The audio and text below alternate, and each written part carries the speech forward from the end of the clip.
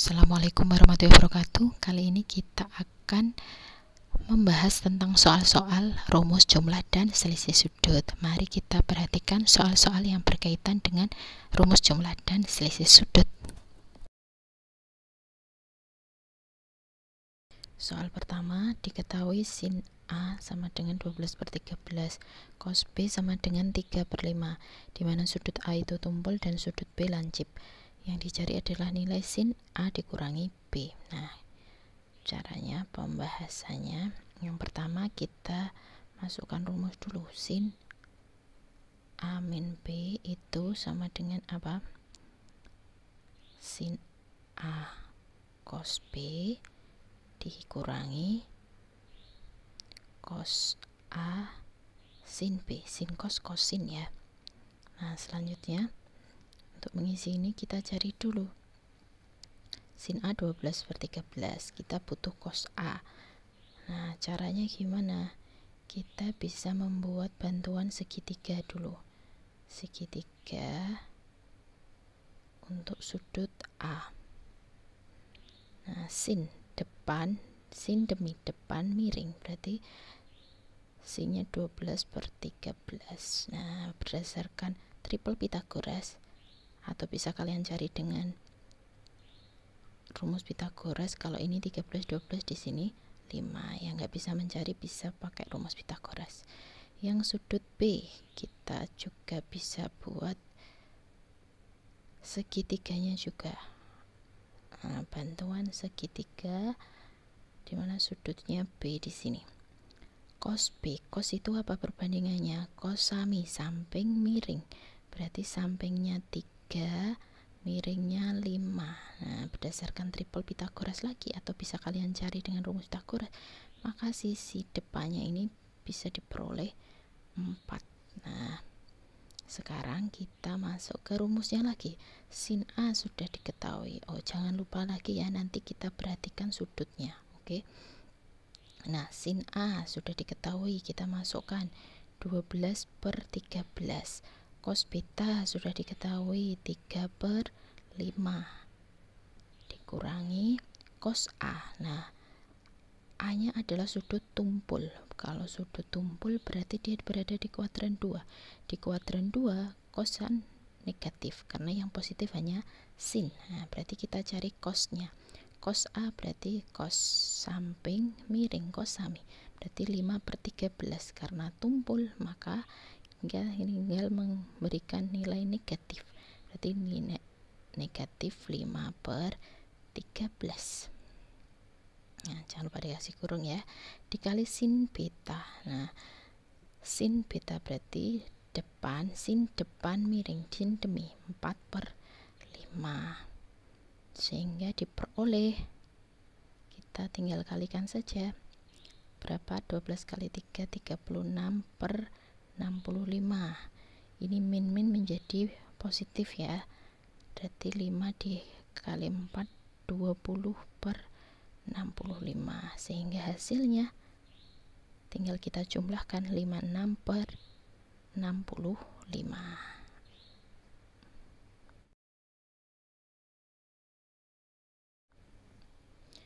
Soal kedua, diketahui sin A cos beta sama dengan 15/65. Kemudian sin dalam kurung A ditambah B sama dengan 63/65. Yang dicari nilai cos A dikali sin B. Nah, pembahasan. Kita masukkan rumus sin A ditambah beta.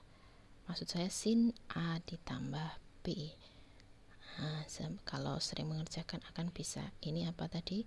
Sin A, sin cos sin ya.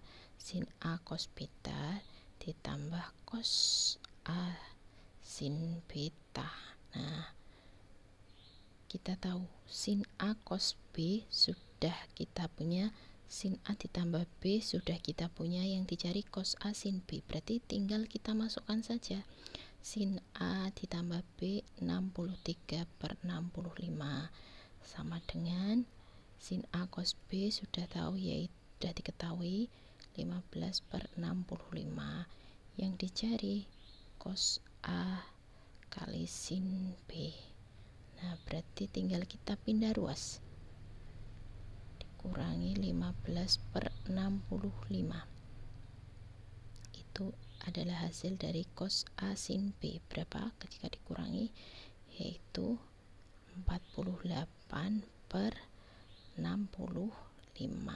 Nah, sudah diperoleh nilai cos A sin B-nya. Selanjutnya, soal yang ketiga, tentukan nilai dari sin 110 dikali cos 50 dikurangi cos 110 dikali sin 50. Nah, pembahasannya di sini kan nilainya sudut-sudutnya ini bukan sudut istimewa ya. 110, 50 itu bukan sudut istimewa yang sudah kita ketahui nilai sin dan cosnya. Lalu bagaimana caranya? Nah, kita lihat dulu bentuknya. Ini sin cos dikurangi cosin. Berarti ini adalah rumus apa? Rumus, betul sekali, sin A dikurangi B itu kan sin A dikali cos B dikurangi cos A kali sin B. Nah, ini sudah membentuk rumus sin A cos B dikurangi cos A sin B. Maka 110 ini sebagai A-nya, kita lingkari ya, ini sebagai A, ini sebagai B. Berarti tinggal kita masukkan, berarti ini juga A lagi toh. Nah, ini juga B, sehingga sudah membentuk rumus pengurangan atau selisih sinus ya, sehingga tinggal kita masukkan. Berarti sin bisa kita tulis A-nya berapa? 110 dikurangi 50 berapa? Jadi ini bisa langsung kita tulis seperti itu, yaitu sin 60. Berarti berapa sin 60? Setengah akar 3. Jadi nah, soal sepanjang ini jawabannya sama dengan sin 60, yaitu setengah akar 3. Soal keempat, diketahui cos A ditambah B setengah. Sin A kali sin B itu 1/5. Ditanya nilai tan A kali tan B. Kita tahu jika cos A ditambah B itu adalah cos A dikali cos B dikurangi sin A dikali sin B. Berarti nanti kita cari cos A kali cos B ya. Cos A ditambah B sudah diketahui, setengah kita masukkan. Ini yang belum diketahui atau yang akan kita cari. Dikurangi sin A kali sin B sudah diketahui 1/5, sehingga bisa diperoleh cos A dikali cos B min 1/5-nya, berarti pindah ruas menjadi positif ya. Oke, berarti samain penyebut berapa? 10.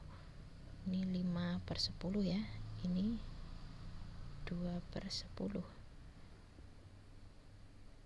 sehingga cos A dikali cos B, saya balik ya tulisannya, cos A dikali cos B sama dengan 5 ditambah 2 berapa? 7/10. Nah, yang ditanya apa? Tan A kali tan B. Tan itu bisa diperoleh dari apa? Sin per cos. Berarti kalau tan A, sin A per cos A ya kan. Kalau tan B berarti bisa diperoleh sin B per cos B. Karena ini perkalian, maka ini bisa jadi satu ya penyebutnya. Nah, sin A kali sin B sudah diketahui, yaitu 1/5 dibagi cos A kali cos B sudah kita cari, hasilnya 7/10. Jadi diperoleh pembagian, berarti kayak perkalian yang dibalik ya. Hasilnya berapa? Ini dibagi 10 bagi 5 2, yang bawah tinggal 7, sehingga tan A kali tan B hasilnya 2/7. Soal kelima, diketahui sin A 4/5, sin B 5/13, A dan B sudut lancip, maka nilai cos A dikurangi B. Nah, diketahui sudut A dan B nya lancip, maka nanti nilainya semua perbandingan trigonometri yang adalah positif karena di kuadran 1. Sekarang pembahasannya, kita tulis dulu rumus cos A dikurangi B, yaitu apa? Cos min sin ya. Kalau min berarti plus, cos A cos B ditambah sin A sin B. Nah, yang di sini yang kita ketahui adalah sin A dan sin B, maka harus kita cari cos A dan cos B nya. Caranya gimana? Seperti tadi, yaitu dengan memisalkan segitiga siku-siku lagi. Ini sudut A, siku-siku. Nah, yang diketahui sin A 4/5, sin demi depan miring, berarti depannya 4, miringnya 5, berarti di sini 3. Nah, kalau sudah hafal Pitagoras pasti tahu.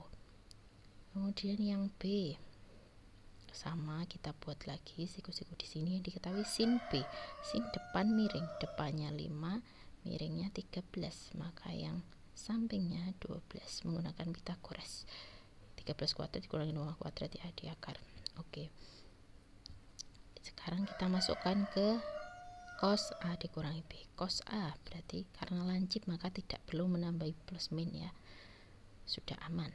Cos A samping miring berarti diperoleh 3/5 dikali cos B. Cos B berarti samping juga bermiring, 12/13 ditambah sin A sudah diketahui 4/5 atau dari segitiga juga terlihat, sin B 5/13 sehingga diperoleh hasilnya 36/65 ditambah 4 kali 5 20/65 diperoleh 56/65. Jadi inilah nilai dari cos A dikurangi B.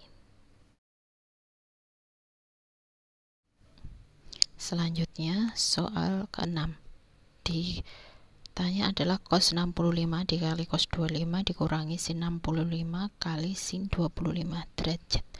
Nah, sekali lagi ini sudutnya tidak istimewa. Nah, tapi kita lihat bentuknya, ini kan 65 yang ini 25 berarti ini bisa sebagai A, ini sebagai B ya. Diperoleh cos dan sin. Nah, cos dan sin itu apa? Masih ingat? Cos dan sin adalah rumus dari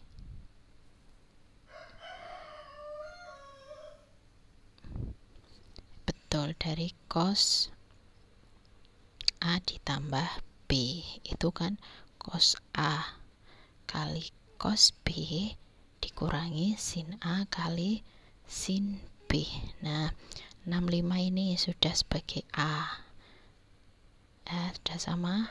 25 nya sebagai B, berarti ini bisa kita tulis apa? Cos A ditambah B, hanya 65 ditambah 25 berapa? 65 tambah 25 cos 90. Nah, berarti cos 90 berapa? 0. Jadi soal panjang ini sama dengan cos 90 derajat, hasilnya 0. Soal selanjutnya, nilai dari tan 50 derajat dikurangi tan 20 derajat dibagi 1 plus tan 50 dikali tan 20. Nah, karena ini kalau kita ingat rumus tan ya, karena sudutnya kan tidak istimewa, berarti pasti dia berasal dari rumus penjumlahan atau selisih. Tan A dikurangi B itu adalah tan A dikurangi tan B dibagi 1 ditambah tan A kali tan B. Nah, berarti dari sini terlihat berarti A nya 50, ini A, B nya 20. Jadi tan 50 min tan 20 dibagi 1 ditambah tan 50 kali tan 20, bisa kita peroleh tan A nya 50 ya, A dikurangi B berarti 50 dikurangi 20, tan berapa? Tan 30 derajat. Tan 30 derajat itu adalah sepertiga akar 3. Jadi hasilnya sepertiga akar 3.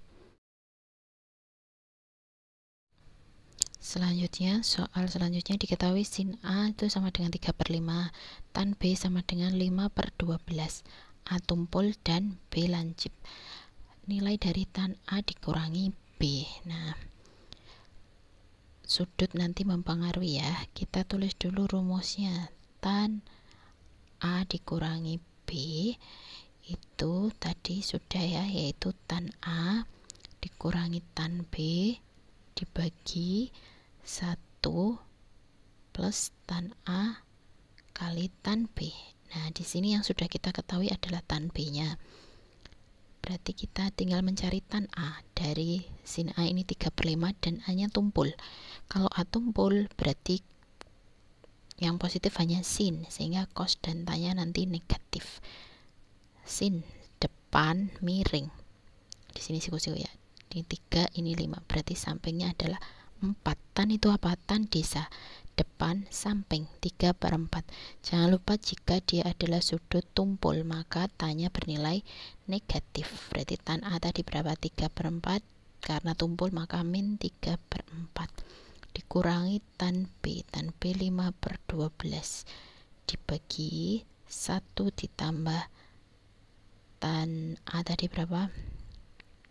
Min 3/4 dikali tan B nya tadi 5/12. Ini saya kasih kurung ya karena min 3/4, min 3/4.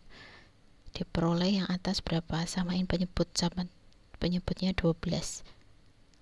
Berarti ini kali 3 ya, min 9 min 5 dibagi 1 ditambah min 3/4 dikali 5/12. 3-nya bisa saling